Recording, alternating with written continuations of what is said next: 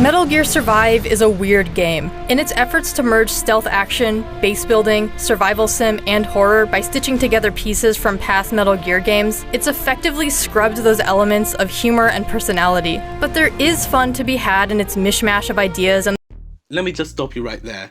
When a new game comes out, one of the first things people want to know is if it's good or not. So when you want to find out if a game is good or not, you tend to ask of other people's opinions on that game. The problem with opinions is that there are so many on each different game, which tends to be confusing as to which one you should trust. Another unfortunate aspect is that most companies who label themselves as unbiased reviewers are very much biased.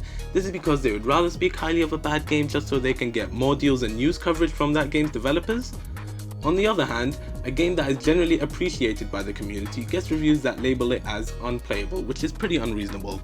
Now, the purpose of this video is to answer a question: is games journalism viable anymore? One of the worst kinds of reviews is when you call a game just like Dark Souls. Cuphead is just like Dark Souls? Is the person who wrote this review the same guy who couldn't get past the tutorial? Because if that's the case, that would make sense. Because let's be honest, if you're a 20-something-year-old man who struggles in a game like Mario or Cuphead, which is meant for children, meanwhile, when you watch a review from people like Angry Joe, Jim Sterling, Zero Punctuation from The Escapists, you know exactly whose opinion is being given out. You know exactly whose voice is being heard. It was released episodically. It had 2 episodes. Yeah, and I think it was pretty mediocre. Otherwise, there's really little to complain about. Sonic 4 is short.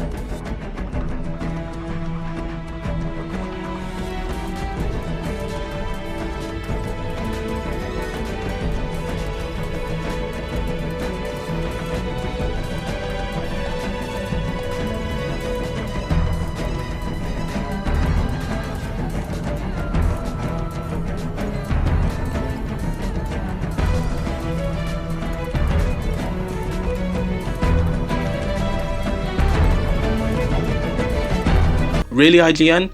You're even contradicting yourself at this point. Now, how does all of this play into my question? Well, for starters, when you give a game a good score and the game itself doesn't deserve that score, people will ask the question, well, why did you give a bad game a good score? And I have the answer, my friends, because by giving a game a good review, whether it's good or bad, companies like IGN, GameSpot, and Kotaku, and others, by the way, will earn exclusive items and gifts from the developers, as well as sponsorships and ads, and exclusive meetings as well. This means that they don't care what they tell people as long as they get rewarded for the review, which is just ethically bad. It's ethically incorrect. New Super Mario Bros. Wii is a tough game, old school tough, so you better bring your butt-stomping A game, as this Mainstream reviewers give a score based on the completely wrong reasons. If a game such as Outlast or Amnesia gets a bad review for being too scary, you as a person should think, okay, so this game is actually an amazing horror game. However, when the clouds start to clear and the light falls onto these people and tells them to give a bad game a bad review, the community will start to hate. The best example was Anthem. Anthem flopped, it was horrible, and IGN made that clear by giving the game a 6 out of 10. The community responded by saying, uh-oh, IGN, you made a big mistake. I, gamer, actually liked this game and thought it was pretty good. So basically, let's give a game a reasonable review but the community will hate us for speaking the truth, or we give a game a biased review but the community hates us for not speaking the truth. Big companies such as IGN, Metacritic, Kotaku, GameSpot, they need to understand that a game is completely subjective to one single person. Having a group of people working on reviewing one game will result in that review being completely decentralized and not making any sense. For a review to make sense, you need to be clear and concise. Reviews need to be written with a strong passion or hatred for the game and topic. The final and worst problems that I see within mainstream reviewers is that their review is up and running within less than 24 hours of a game's release. What?